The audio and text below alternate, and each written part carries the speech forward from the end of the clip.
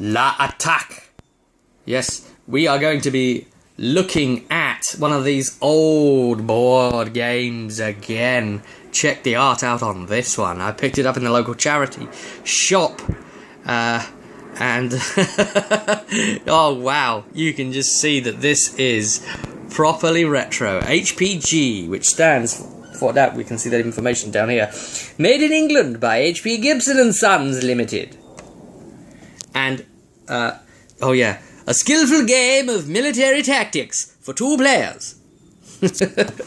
And we know it's an old game, aside from just its general appearance. Because if we flip it... Oh, hello. The sidebar here, it's a game of military tactics. And this yellow little band there, and a game of military tactics. But yeah, my point I was going to make was, as you can tell, if the underneath bit is white, you know, no art there, that's how they used to do the old games, isn't it? Now, upon opening it up, one would expect the... and I have had a look in here already, but I did guess this correct already. It does have the usual red-backed board, Weihe, and just take a little look at this. One thing that always impresses me about these old games is they really have properly concise little rules packs. Nothing difficult about it at all. It's just all there. And yeah, isn't that nice? And it's from the way it seems to play, is it seems to be a fighting cards, and the highest piece takes the lowest piece, and you've got to kind of gamble what the piece is.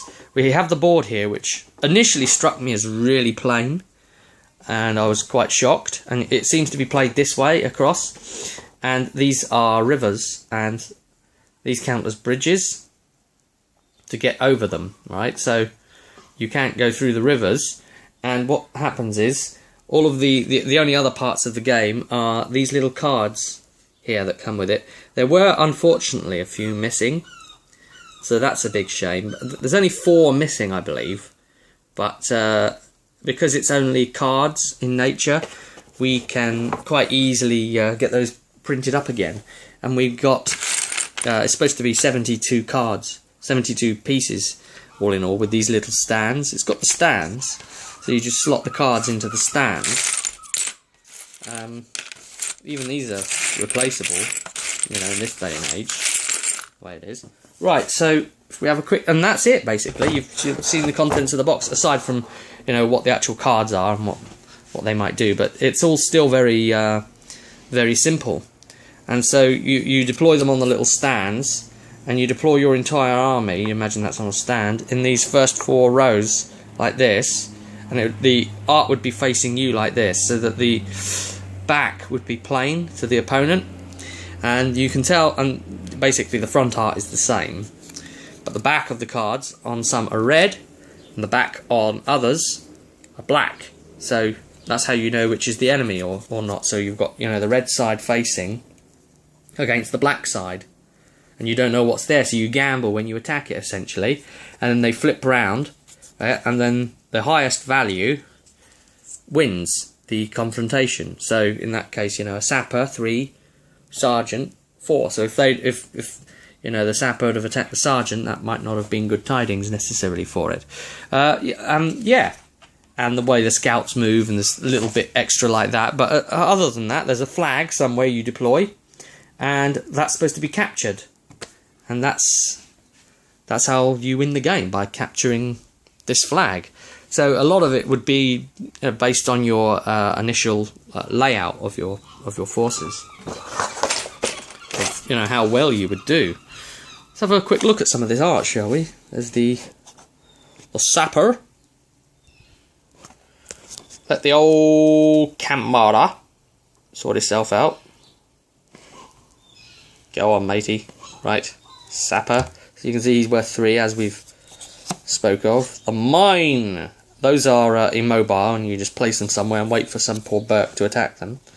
The sergeant, you look at the artwork on this, isn't it quaint? Isn't it just lovely and old school and proper? It's so very English. Is it not? Oh, goodness. There's a captain again. Another captain. Ah. That's new. Major. Mine. Scout. So yeah, there's a bit of repetition of some of the pieces. You can see a bit of it there. Oh, here we go. Lieutenant. I say, old boy. We'll push them back. What? Colonel? Yes. Yes. I see your point, old boy, but why is it? I wonder why it's got a French name. Because it can't be France fighting France, can it? So, aha, Brigadier. My. So, real cute little artwork, and we have a flag. Way, hey. Cool, right? And look, the house that it's guarding is owned by night goblins. Oh dear, that wasn't funny, was it? And we have the spy. Okay, he is kind of French, but... And then we have the Commander-in-Chief, who insta-kills all things. Except a mine, of course. Yes, that would do more than unsteady his hat. But everything else he's very good against. And yeah, the other ones are just identical. So anyway, that is L'Attaque. And